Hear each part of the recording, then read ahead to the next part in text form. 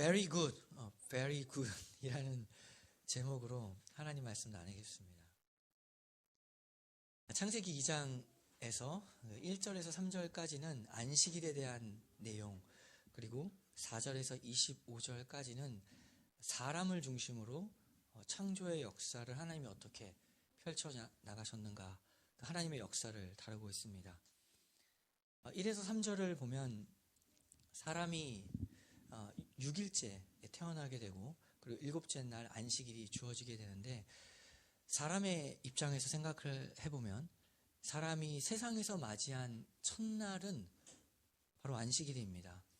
이 점을 좀 생각해 봐야 됩니다. 사람이 창조되고 그가 맞이한 첫날이 바로 안식일이다.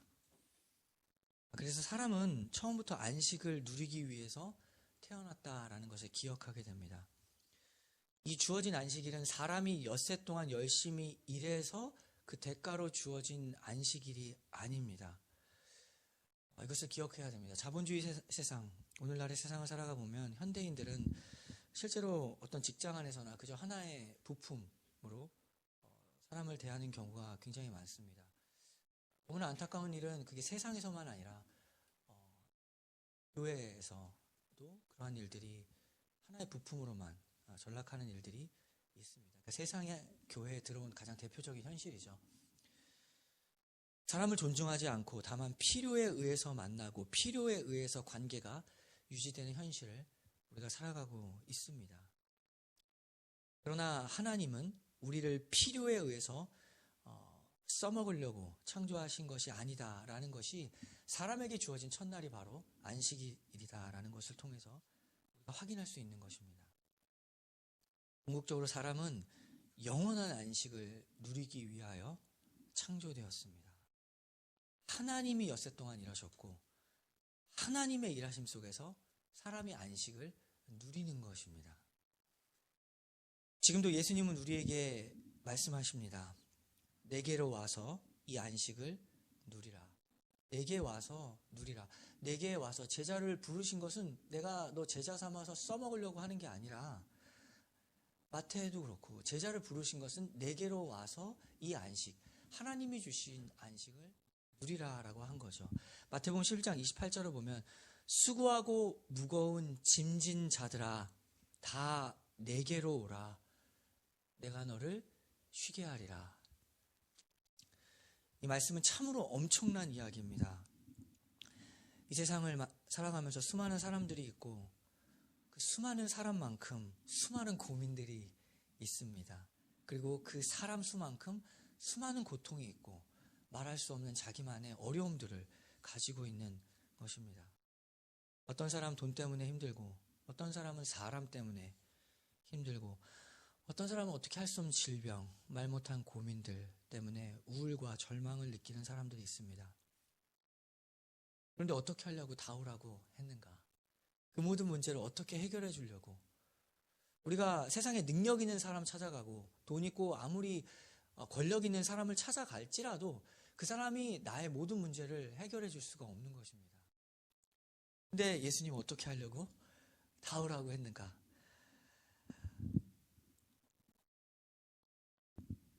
우리 마음의 문제, 세세하고 깊은 마음의 고민, 의사도 고칠 수 없는 질병의 문제, 혈육도, 부모도, 자식도, 더불어서 당사자 자신도 자기의 마음의 문제를 해결하지 못하기 때문에 참으로 인생은 힘들고 고달픈 것입니다. 내가 내 자신도 어떻게 할 수 없을 때가 너무나 많은데 누가 나를 고쳐주는가? 예수님은 여기서 누구든지라는 표현이 쓰이죠. 다 내게로 오라. 다.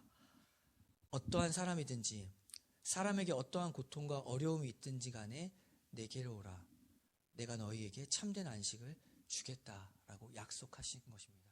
그리고 그 약속을 이루시는 분이시다라는 것을 가르쳐 주신 것이죠. 우리가 예수님을 믿는다는 것은 참으로 그분만이 우리의 유일하고도 참된 피난처 되신다라는 것을 믿는 것이 우리가 예수님 믿는다라는 것입니다. 우리에게 참되고 영원한 안식을 나타내는 것, 그것이 바로 구원이죠. 구원은 우리가 열심히 일해서 얻어낸 것이 아닙니다. 에베소서 2장 8절을 보면 너희는 그 은혜에 의하여 믿음으로 말미암아 구원을 받았나니 이것은 너희에게서 난 것이 아니요 하나님의 선물이라. 행위에서 난 것이 아니니 이는 누구든지 자랑하지 못하게 함이라. 여기서 이제 나오죠. 은혜에 의한 것. 우리가 신앙생활하면서 기억해야 되는 것은 은혜를 모르면 자랑을 하고 자랑을 하면 꼭 비판을 합니다. 비판. 우리가 신앙생활하면서 늘 한 번은 부딪히게 될 문제가 있습니다. 비판과 분별의 차이가 뭔가. 비판과 분별을 분별하는 것.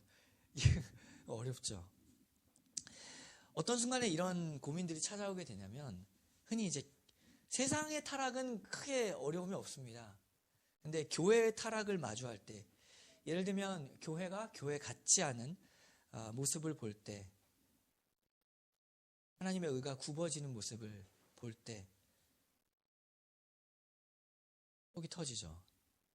또 아무도 그것에 대해서 확실한 의사를 표시하지 않을 때,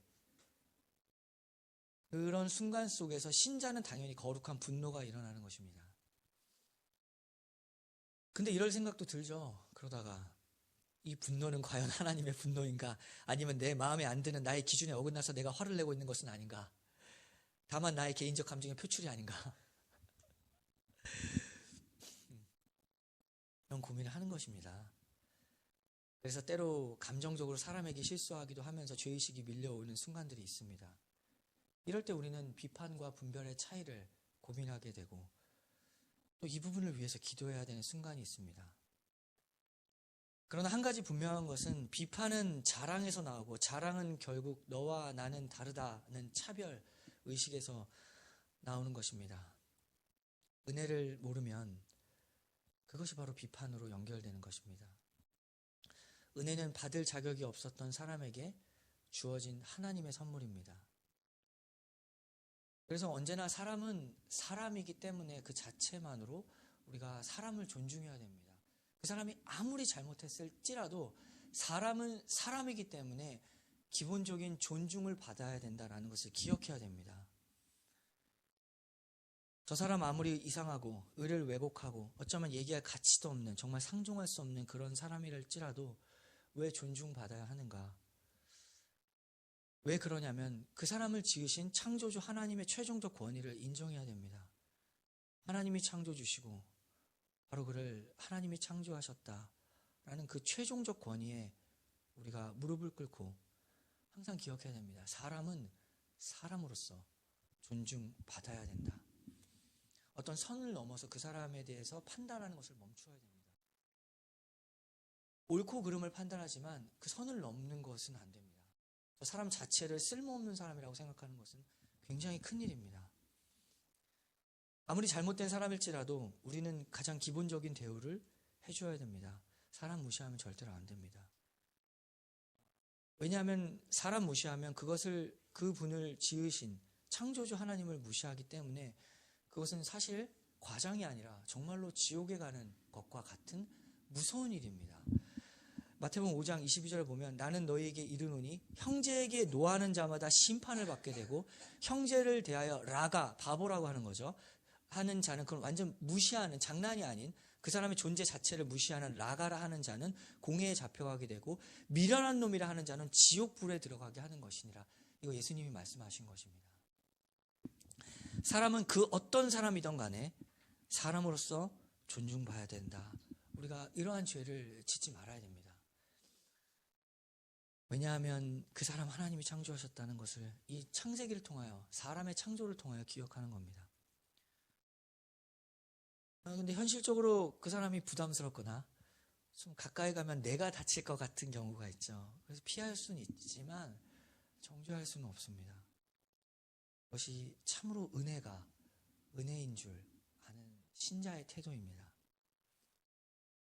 먼저는 하나님의 은혜를 참된 은혜로 분별할 때, 그리고 하나님의 사랑을 이것이 참된 사랑이라는 것을 분별할 때 그 사람에게서 옳고 그름과 의와 불의에 대한 참된 분별이 나오게 됩니다. 디모데전서 1장 15절이죠. 미쁘다 모든 사람이 받을 만한 이 말이여 그리스도 예수께서 죄인을 구원하시려고 세상에 임하셨다 하였도다. 죄인 중에 내가 괴순이라. 이 말씀을 수요일에도 우리가 평택에서 나눈 말씀인데 굉장히 저에게도 있어서 참 충격이었던 말씀이었습니다. 헬라어도 그렇고 영어로도 I am the worst죠. I am, 그러니까 I was the worst. 그러니까 나는 예전에는 괴수였는데 이제 예수님 만나서 은혜 받아서 난 더 이상 괴수가 아니다. 옛날에는 내가 그렇게 살아왔지만 이제는 예수님 만나서 새 사람 되었다라는 그 얘기가 아니라 지금 예수님 만난 바울이 자기 자신을 가리켜서 I was가 아니라 I am. 나는 지금 괴수다. 지금도 예수님 은혜 아니면 나는 최악이다. 이렇게 자기 자신에 대해서 먼저 분별하고 하나님의 은혜로 살 수밖에 없는 자기의 현실을 분별하는 데서 이 사람이 참된 긍휼이 뭔지를 아는 것이죠. 긍휼을 경험한 사람이기 때문에 저 이방인들 하나님 알지 못해서 대화도 통하지 않고 사실 이방인들에 대해서 개라고 부를 만큼 그 당시 때 유대인들의 그 자존심으로 말할 수 없는, 말할 가치도 없다고 생각한 그 사람들을 품고 이방인의 사도가 된 것입니다. 이어서 디모데전서 1장 16절을 보면 그러나 내가 긍휼을 입은 까닭은 예수 그리스도께서 내게 먼저 일체 오래 참으심을 보이사 후에 주를 믿어 영생을 얻는 자들에게 본이 되게 하려 하심이니라. 하나님이 우리에게 참은 것도 오래 참아 주셨다. 우리 삶 하나님이 개입하셨고 하나님이 일하셨고 예수님 먼저 우리 사랑해서 십자가 달려서 우리 죄를 위해 죽으셨다. 하나님이 우리에게 주신 구원은 선물이다. 거저 주신 것이다. 를 기억하는 겁니다. 그 사람에게서 나오는 표현이죠. 나는 죄인 중에 지금 괴수다. 십계명에서 말한 것과 같이 안식일을 기억하여 거룩하게 지키라는 것은 곧 안식일의 주인이신 예수님을 기억하라는 겁니다. 매주일 우리는 이 예배를 통해서 우리의 참된 안식이 어디 있는가를 주일 예배를 통해서 매주일 확인하는 은혜의 자리가 바로 예배입니다. 왜 은혜냐면 이 세상을 살아가다 보면 평안과 안식이 다 다른 데 있다라고 세상은 다 말하고 있습니다. 그 사람들이 항상 같이 있습니다. 돈에 있다. 사람에게 있다. 사람 끈에 있고 인맥에 있다. 그리고 사람의 건강에 안식이 있다. 라고 끊임없이 말하는 이 세상을 우리가 살아가고 있기 때문에 매주일 예배를 통해서 참된 안식이 어디 있는가를 매주일 확인하는 것이 은혜입니다. 다 그렇게 말합니다. 세상이 그렇게 말하니까 별 수 없습니다. 물고기가 물 밖을 떠나서 살 수 없듯이 그런 분위기 속에 있으면 우리 역시도 천천히 자연스럽게 아무도 드러나지 않고 나도 모르게 물들어가고 있는 것입니다. 그래서 예배가 없으면 가장 먼저 신앙의 원점을 잃어버리게 됩니다. 근데 기억해야 되죠. 원점 없으면 그냥 원점 없는 대로 살아가는 게 아니라 하나님이 원점이 되지 않으면 바로 그 자리에 자기가 원점이 되는 삶을 살아갑니다. 세상 사람들 논리는 간단합니다. 여러 가지 얘기 많은데 그냥 내가 싫으면 싫은 거고 내가 좋으면 그만인 것입니다. 나한테 이렇게 떠드냐? 난 싫어. 그러면 그만이지. 왜 그러냐? 결국 다 자기가 원점인 거. 많은 이야기들이 있지만 많은 철학들이 있지만 결국 그 얘기를 세상은 하고 있습니다. 신앙생활은 무엇이냐? 하나님을 나의 삶의 원점으로 살아가는 것입니다. 야고보서 1장 17절이죠. 온갖 좋은 은사와 온전한 선물이 다 위로부터 빛들의 아버지께로부터 내려오나니 그는 변함도 없으시고 회전하는 그림자도 없으신 절대적인 분이시다. 세상의 모든 기준들은 다 흔들리지만 하나님은 회전하는 그림자도 없으신, 언제나 변함 없으신 절대적 원점이다. 우리가 신앙생활의 기준을 무엇으로 삼는가가 굉장히 중요합니다. 어떤 사람은 자꾸 교회의 다른 사람을 기준으로 삼습니다. 그래서 저 사람보다 낫거나 저 사람보다 못하거나 자꾸 저울질을 합니다. 나아서 우월하고 못해서 또 절망합니다. 그러나 온갖 좋은 은사, 온전한 선물이 하나님에게서 쏟아져 내려옴을 알고 우리가 그 절대적인 하나님께 가까이 가야 됩니다. 사람 의지하는 것 벗어나서 하나님께 가까이 갈 때 참된 자유를 얻습니다. 우리는 자꾸만 매일매일의 삶의 걸음을 빛 대신 하나님께 더 가까이 가야지 살 수 있다. 진정한 생명을 가지고 살 수 있는 하나님의 자녀다라는 사실을 기억해야 됩니다. 창세기 2장 7절을 보면 여호와 하나님이 땅의 흙으로 사람을 지으시고 생기를 그 코에 불어 넣으시니 사람이 생명이 되니라. 하나님은 사람을 흙으로 지으셨지만 사람에게는 아주 특별하게 그 코에 생기를 불어 넣으셨습니다. 살아있는 생기를 불어 넣으셨다. 그래서 사람이 생명이 되게 하셨다. 이것이 무엇을 가리킵니까? 하나님이 생명 주시지 않으면 실상 사람은 죽은 것과 같습니다. 지금 그 흙을 잡아보면 그 흙을 만지는 것과 사람이 같다라는 것이죠. 하나님이 생명을 주시지 않으면, 하나님이 만약 그의 호흡을 취해 가시면 사람은 처음 만들어진 그대로 흙으로 돌아가는 사람입니다. 시편 104편 29절이죠. 주께서 낯을 숨기신즉 그들이 떨고 주께서 그들의 호흡을 거두신즉 그들은 죽어 먼지로 돌아가니라. 우리가 살다 보면 사람 때문에 또 돈 때문에 그리고 먹고 살아가야 하는 현실 때문에 따질 것 따지고 또 화가 날 때 그럴 때가 있습니다. 좀 억울한 일들 당하면 성질도 나고 미움과 그 사람 때문에 분노도 일어나는 것, 이것이 우리의 현실입니다.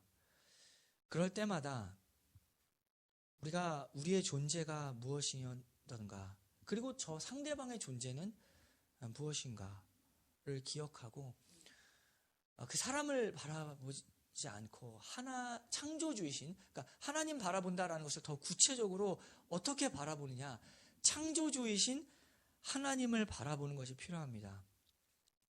이렇게 감정 컨트롤도 못하는 이러한 부족한 나를 위해서 내가 뭐기 때문에, 내가 뭔데, 내가 뭐라고 나를 이토록 섬세하게 관찰하시며 먼저 사랑하시고 죽기까지 하셨나. 우리는 다만 분노를 그저 참아내는 삶이 아니라 하나님의 은혜가 그 분노를 뒤덮어서 하나님의 은혜로 분노를 잠재우는 삶을 살아갑니다. 내가 그냥 내 스스로 참아내는 것이 아니라 은혜가 나를 뒤덮어야 됩니다. 하박국 선지자의 말처럼 물이 바다를 덮음같이 여호와의 영광을 인정하는 것이 세상에 가득함이라. 그렇게 나의 삶에도 하나님의 은혜로 뒤덮여져서 그 인생을 살아가는 것이 하나님의 자녀입니다. 그렇게 창조주 하나님 바라볼 때 우리가 우리를 진정으로 바라볼 수가 있습니다. 시편 8편에서 3절이죠. 3절 이하. 자기 자신이 누구인지를 참으로 바라본 시편입니다. 하나님을 바라보고 나를 바라본, 창조주 하나님을 바라보고 나를 바라본 표현이죠. 주의 손가락으로 만드신 주의 하늘과 주께서 베풀어 주신 달과 별들을 내가 보오니 사람이 무엇이기에 주께서 그를 생각하시며 인자가 무엇이기에 주께서 그를 돌보시나이까. 그를 하나님보다 조금 못하게 하시고 영화와 존귀로 관을 씌우셨나이다. 주의 손으로 만드신 것을 다스리게 하시고 만물을 그의 발 아래 두셨으니 곧 모든 소와 양과 들짐승이며 공중의 새와 바다의 물고기와 바닷길에 나는 것이니이다. 여호와 우리 주여 주의 이름이 온 땅에 어찌 그리 아름다운지요. 여기서 사람이 창조주 하나님 바라보죠. 주의 손가락으로 지으신 모든 것들을 바라보고 창조주 하나님 바라보고 자기를 바라봤을 때 이렇게 표현합니다. 사람이 무엇이기에 주께서 그를 생각하신다. 생각하다라는 것이 더 구체적으로는 하나님이 사람을 생각한다라는 것은 그 히브리어 단어가 영어로도 마찬가지지만 자카르라는 뜻인데 그게 이제 구체적으로 remember, 그러니까 기억하다. 하나님이 사람을 기억하다라는 의미입니다. 여기서의 맥락 속에서는 창조주 하나님이 손가락으로 지으신 저 수많은 별들과 하늘과 그 안에 모든 소와 들짐승과 공중의 새와 바다 물고기 수만 수천 수억 개의 피조물 중에서 특별히 사람을 기억하신다는 겁니다. 수많은 것들, 엄청나게 많은 것들 속에서 특별히 그 사람을 기억한다. 그만큼 특별하게 우리를 지으셨고 하나님보다는 조금 못하게 그러나 영화와 존귀로 관을 씌우신 존재가 바로 우리들이다. 그렇게 우리를 지으셨습니다. 창세기를 통해서 하나님이 우리를 어떻게 지으셨는가를 알아야 됩니다. 에베소서 2장 10절을 보면 우리는 그가 만드신 바라 그리스도 예수 안에서 선한 일을 위하여 지으심을 받은 자니 이 일은 하나님이 전에 예비하사 우리로 그 가운데서 행하게 하려 하심이니라.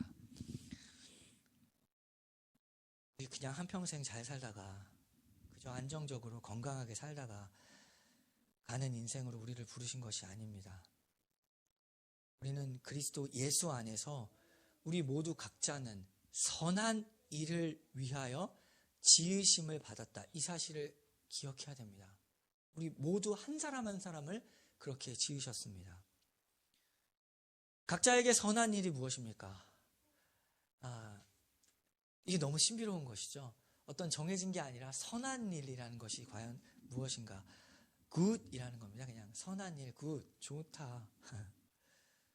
각자에게 선한 일은 부르신 사명을 따라 각자에게 달라질 수 있습니다. 그러나 동일한 것은 주께서 허락하신 그 자리, 어떠한 자리에 내가 있든지 나를 그곳에 두셔서 하나님이 지금 요 말씀을 하기 위해서 나를 부르셨다는 걸 기억해야 합니다. 하나님의 목적이 있습니다. 나를 그곳에 두신 이유, 바로 하나님이 이 말씀을 하기 위해서. 창세기 1장 31절이죠. 하나님이 지으신 그 모든 것을 보시니 보시기에 심히 좋았더라. 저녁이 되고 아침이 되니 이는 여섯째 날이니라. 여섯째 날에 사람을 창조하셨고 하나님이 그 날을 통하여서 심히 좋았더라. 이게 그냥 good입니다. 좋았다, good, 심히, very good 이 말을 하신 것이죠. 우리가 지금의 현실을 살아가고 주께서 이 땅 가운데 나를 살아가게 하신 이유, 주께서 우리에게 보시기에 심히 좋았다 이 말 하기 위함입니다. 선한 것은 good, 심히 좋았다, very good. 하나님께서 very good 이라는 말 하기 위하여 우리를 부르셨습니다. 우리 신냇물교회 모두 한 사람 한 사람 다 같이 주님 만나는 그날 주님께 심히 좋았더라, very good 이 말 함께 듣기로 하고 주님 기쁨이 되는 삶을 살기로 함께 노력하고 함께 기도하기를 바랍니다. 그리고 하나님의 사랑은 이웃에게 연결되는 것과 같이 어떤 일을 하면 서로에게도 very good 하나님이 나를 very good, 그럼 서로에게도 서로 그게 교회입니다.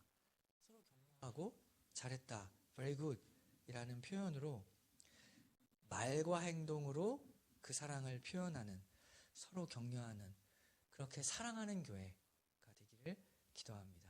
함께 기도하겠습니다.